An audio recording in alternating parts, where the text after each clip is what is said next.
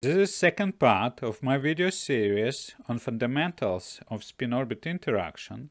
This part is focusing on spin-orbit interaction in unquenched electrons. In the first part, I hope I have convinced you about the basic facts concerning spin-orbit interaction. The first important fact is that the spin-orbit interaction describes a magnetic field of relativistic origin. This magnetic field is very much real and stands as defining feature of spin-orbit interaction and as the only parameter which characterizes the spin-orbit interaction. The second important fact is that spin-orbit interaction has a distant relationship with the spin-orbital moment of the interaction. The third critical fact is that the breaking of time-inverse symmetry is essential for existence of spin-orbit interaction. There are three possible methods to break time-inverse symmetry, defining three distinct types of spin-orbit interaction. The first type involves an unquenched orbital moment, which is typical case for conduction electrons or band electrons. The second way to break T-symmetry is by applying an external magnetic field. The third method involves an electrical current. In this video, I will describe the first type.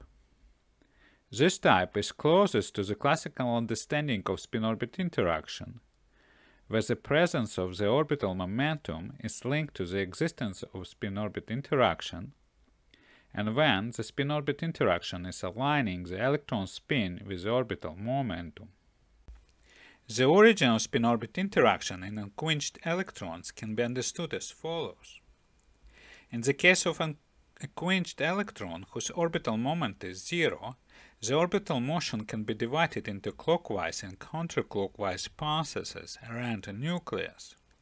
During rotation along each path, the electron experiences an equal but opposite magnetic field of spin-orbit interaction.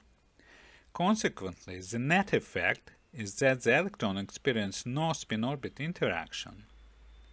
The key factor for absence of spin-orbit interaction in this scenario is not solely the zero orbital moment, but rather unbroken T-symmetry.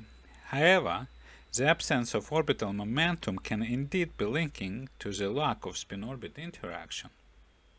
The orbital motion of an electron possessing a non-zero orbital momentum can be represented as a single path with a specific rotation direction. The absence of opposite contributions results in the electron experience the magnetic field of spin-orbit interaction solely in one direction, which is aligned with the orientation of the orbital momentum. Once again, the crucial determinant in this scenario is the direction of the broken T-symmetry, defining both the orientation of the orbital momentum and the magnetic field of spin-orbit interaction. This simplified representation of circular orbit remains applicable even for complex 3D orbitals of irregular shapes. Despite the complexity, there exists a defined direction of the broken T-symmetry, which dictates both the orientation of the orbital momentum and the resultant magnetic field of spin-orbit interaction. Next, I would like to talk about the common and different trends between orbital momentum and spin-orbit interactions. Both originated from the broken T-symmetry, yielding some similarities. The presence or absence of orbital momentum aligns with the existence or non-existence of this type of spin-orbit interaction. Furthermore, the directional orientations aligns as the both magnetic field of the spin-orbit interaction and the orbital momentum align along the direction of the broken T-symmetry. However, these parallels diverged beyond this point.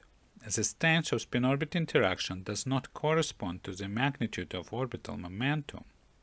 The primary reason lies in the opposite dependence on distance of electron to nucleus. Since the orbital momentum is linearly proportional to electron distance to nucleus and become larger with increased distance, the orbital momentum heavily relies on the part of the wave function farthest from the nucleus. In contrast, the strength of spin-orbit interaction is reversely proportional to distance and become larger for a shorter distance, and therefore the primary contribution to spin-orbit interaction arises from the section closer to nucleus. Next, let's discuss how to calculate the spin-orbit interaction. In solid-state physics, Hamiltonians are commonly employed to compute various effects. As previously mentioned, the spin-orbit interaction isn't directly linked to the orbital momentum, only an indirect correlation exists. Therefore, classical approximation using this Hamiltonian as a product of orbital momentum and spin is not entirely accurate. Since the magnetic field of spin-orbit interaction is the sole parameter describing spin-orbit interaction, a Hamiltonian corresponding to the magnetic energy of interaction of this magnetic field with electron spin is correct. I would like to highlight some important considerations regarding the calculation of spin-orbit interaction. The spin-orbit interaction is tied to the symmetry of the electron orbital in the close proximity of the nucleus. Utilizing this symmetry is crucial in accurate calculations. Due to its relativistic nature, the spin-orbit interaction is relatively small and significant only in region of high electrical field, typically near the nucleus. In this region, the electron's wave function exhibit high symmetry, with near equal contribution describing the clockwise and counterclockwise rotations of the electron. A deviation from this balance leads to notable spin-orbit effect. Hence, the focus of spin-orbit interaction calculations lies not on the entire electron wave function, but rather on the precise difference between its clockwise and counterclockwise rotation components, especially in the vicinity of the nucleus, where symmetrical considerations are critically important. Certainly, a high-precision direct calculation of the whole wave function is capable of capturing the necessary information. However, even a tiny error in this approach can lead to significant inaccuracies in computing of the small difference between the clockwise and counterclockwise rotation components. Conducting calculations based on the entire wave function possesses additional challenges, particularly in the critical region near the nucleus where the electrical field experiences a sharp increase. This heightened electrical field has the potential to exacerbate any existing errors, amplifying inaccuracies in the calculation of the spin-orbit interaction.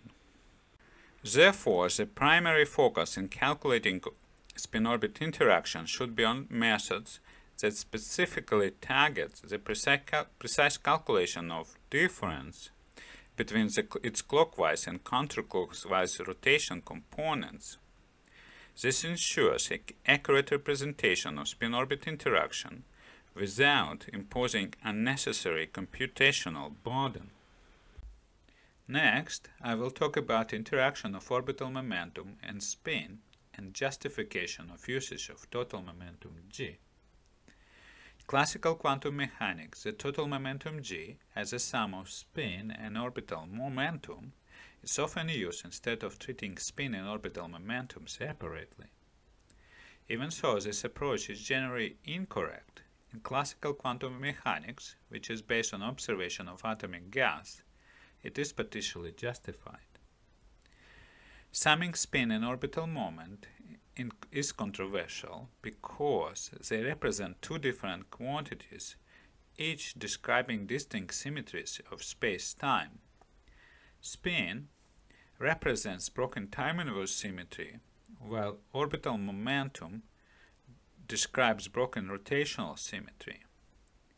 Also, broken rotational symmetry includes broken T-symmetry. They are still distinct and should not be treated as the same quantity.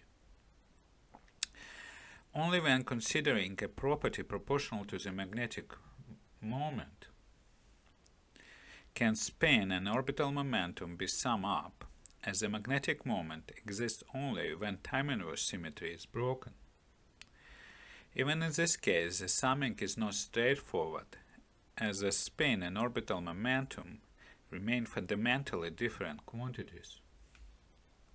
A similar controversial issue arises when considering the sum of legs from elephants and tables. While both have legs that can in principle be summed up, these objects are so different that the slight change in conditions make it impossible to sum properties of these different objects.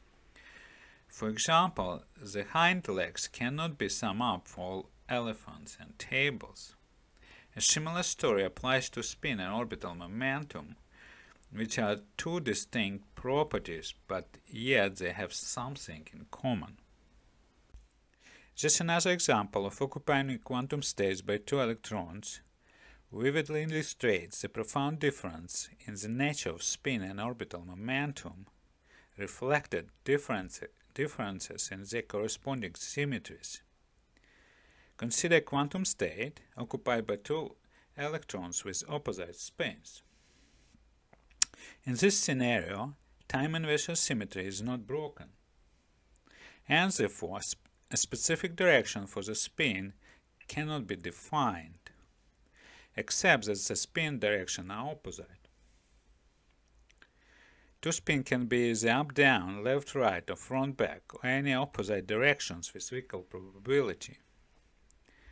The case of orbital momentum differs notably. When two electrons with opposite orbital momentum occupy quantum states, the direction of the orbital momentum remains distinguishable. For simplicity, orbital momentum can be represented as the electron rotating around a nucleus in a state occupied by two electrons with opposite orbital momentum, implying that the electrons rotate in opposite directions. The total orbital momentum is not fully nullified.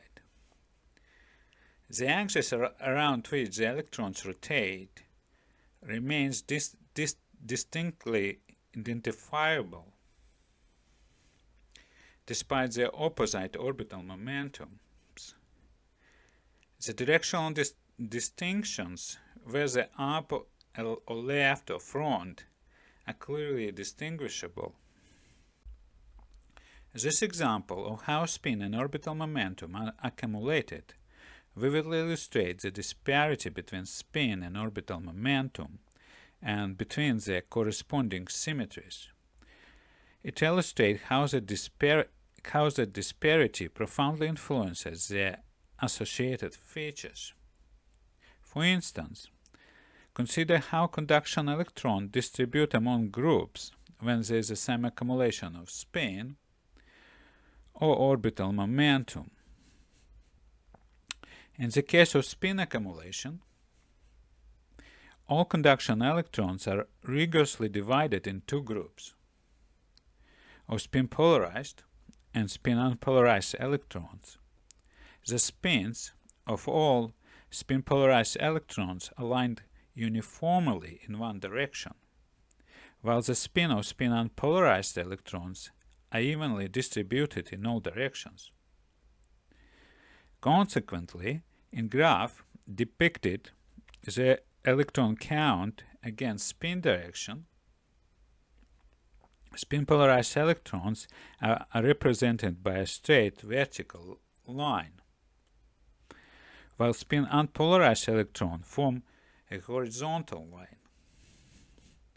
In stark contrast, the distribution of orbital momentum in the case of accumulation of orbital momentum is markedly different. Also, electrons may exhibit a preferential direction of orbital momentum. There is no clear division into two distinct groups. Instead, the number of electrons at the specific angle of orbital momentum steadily increases to its maximum value.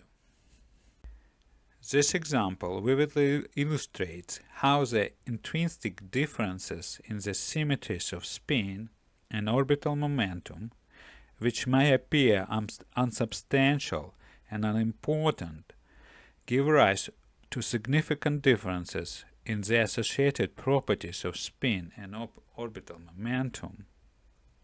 I hope these examples have convinced you that spin and orbital momentum are indeed two distinct properties, and their summation is permissible only in very specific cases. The total momentum g can be used instead of separate usage of the spin and orbital momentum only in very specific cases as well. Next, I will explain specifics of how the spin and orbital momentum interact. As mentioned before, there is no direct interaction between orbital momentum and spin. However, there is some interaction indirectly related to both the spin and the orbital momentum. The spin-orbit interaction describes the magnetic field, and the spin aligns itself along this magnetic field through a process called spin damping. In any magnetic field, the spin experiences two effects: spin precession and spin damping or spin alignment along the magnetic field. That is absolutely all possible ways in which the spin-orbit interaction affects the spin. The spin precesses around the magnetic field of spin-orbit interaction, and spin aligns itself along this field. There are no other effects involved. In presence of any other magnetic field, such as an external magnetic field or magnetic field induced by a magnetic dipole, spin aligns along the total magnetic field.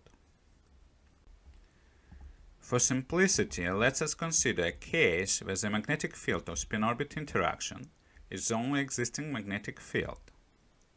The orbital symmetry, which defines the direction of magnetic field of spin-orbit interaction, is very similar to the symmetry that defines the direction of the orbital momentum.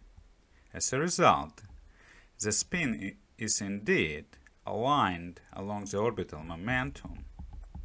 This animation illustrates the process of aligning the spin along the orbital momentum. The two opposite rotation direction of the electron corresponding to the two opposite direction of orbital momentum. The direction of the magnetic field of spin-orbit interaction follows the direction of the orbital momentum. When the direction of the orbital momentum switches, the spin realigns itself along the new direction of the magnetic field. It is important to note that even so orbital momentum creates a magnetic moment, this magnetic moment does not interact with the magnetic field of spin-orbit interaction due to its relativistic origin. Therefore, in case where for some reason the orbital momentum is not aligned to the magnetic field of spin-orbit interaction, it remains unaligned. Even so, the spin is forced to align along the orbital momentum. It does not always mean that it is well aligned, nor that the alignment process is always completed. Spin damping is a complex process, and what is crucial to note is that it is not instantaneous processes. The alignment of spin takes a relatively long time, sometimes even microseconds or longer. When electrons undergo scatterings that randomly misalign spins, the alignment of spin along the magnetic field of spin-orbit interaction, and therefore along the orbital momentum, depends on whether the time between scattering is sufficient for alignment or not. If electron scatterings are frequent, the spin is not aligned along the orbital momentum. Otherwise, when there is enough time between scatterings, the spin and orbital momentum are aligned. This required balance between the frequency of electron scatterings and the spin alignment time distinguishes three distinct cases of how the spin and orbital momentum are aligned: atomic gas, localized electron in a solid, and conduction of valence electrons in solid. In the case of atomic gas, electron scatterings are rare, resulting in spin being perfectly aligned with the orbital momentum. For conduction electrons, the frequency of scattering depends on the electron energy with respect to the Fermi energy. When the energy is close to the Fermi energy, the scatterings are frequent and the alignment is poor. The third case involves localized electrons, which are usually quenched, meaning they do not possess any orbital momentum. For them, another type of spin-orbit interaction created by external magnetic field becomes most important.